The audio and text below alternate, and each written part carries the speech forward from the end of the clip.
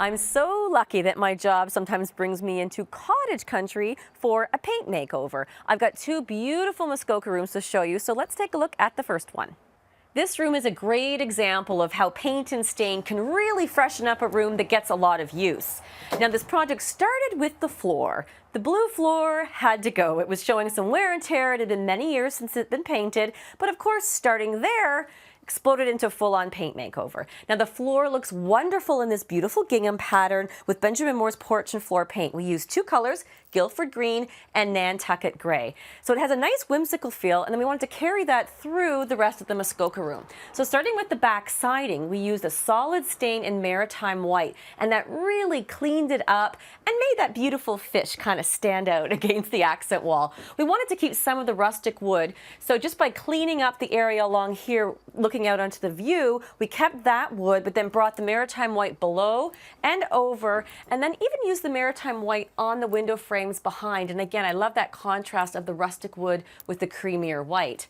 Now, it didn't stop there. We also decided to restain the tabletop and paint the chairs in Georgian green. Here we used Advance and actually spray coated them so for a nice smooth finish.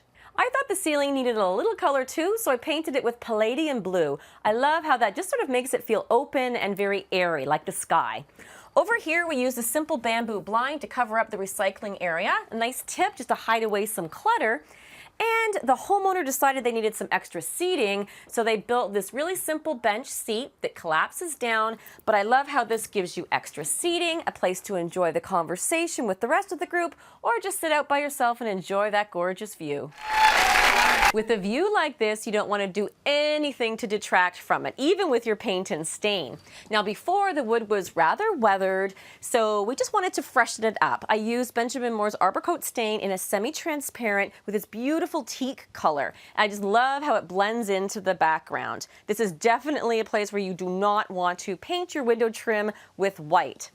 Now, the floors in this Muskoka room were in really good shape, so we just left them alone, and now they even tie in better with that red undertone to the overall color scheme. The cushions needed a bit of a makeover, so the homeowner replaced the seat cushions with this lovely slate blue.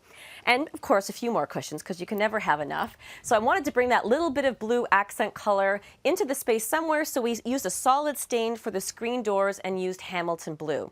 Now, for a little DIY project, the homeowner had this beautiful wooden orb, so I just inserted a simple Edison light and hung it for a really nice lighting feature. I just love how that brings a bit more of the outdoors inside.